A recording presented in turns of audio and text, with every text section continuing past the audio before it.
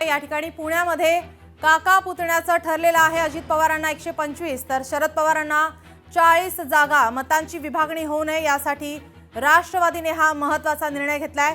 अंकुश काकडे, विशाल तांबे जिजाई बंगल्यावर दाखल झाल्याची माहिती आपण पाहतो। या ठिकाणी पुण्यात काका पुतण्याचं अखेर ठरलेलं आहे।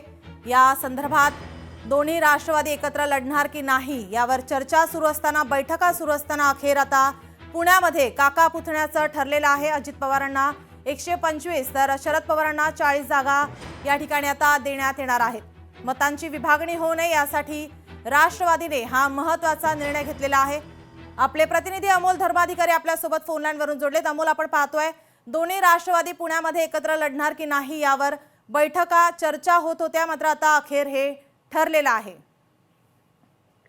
नक्कीच, आणि यामध्ये जागा वाटप सुद्धा ठरलेलं आहे। काल रात्री सुद्धा उशिरा या दोन्ही पक्षातील नेत्यांची अजित पवार यांच्या सोबत बैठक झालेली होती आणि कोणती जागा कोणत्या उमेदवाराला द्यायची जेणेकरून मतांची विभागणी होऊ नये आणि ज्या ठिकाणी एका प्रभागामध्ये 4 पॅनल असतात, ज्याच्यामध्ये सर्वाधिक ताकद जर ही अजित पवार यांच्या पक्षाची असेल तर तिथं घड्याळ चिन्हावर लढायचा आणि जिथं तुतारीची ताकद असेल तिथं तुतारी चिन्हावर लढायचा, अशा पद्धतीचा निर्णय यामध्ये झालेला आहे। आणि त्यामुळं जवळपास 40 जागा या शरद पवार यांचा पक्ष लढणार आहे, तर 125 जागांवर अजित पवार यांचे उमेदवार उभे असणार आहेत।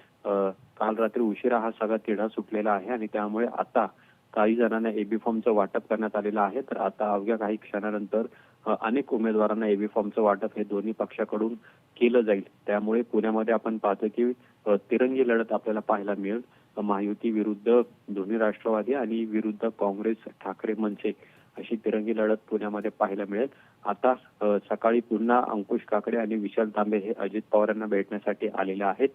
काही चर्चा या तिन्ही नेत्यांमध्ये होणार आहे आणि त्यानंतर एबी फॉर्मचं वाटप आहे ते अन्य उमेदवारांना केलं जाईल। आज शेवटचा खरं तर दिवस आहे उमेदवारी अर्ज भरायचा आणि त्यामुळे इच्छुकांची मोठी धावपळ होताना पाहायला मिळणार आहे। त्याच्यामुळेच तातडीने आता पुण्याची ही महत्त्वाची लढत, पुणे महापालिकेची ही महत्त्वाची लढत, तिरंगी लढत या ठिकाणी पाहायला मिळत असताना महायुतीवर याचा काय परिणाम होऊ शकतो?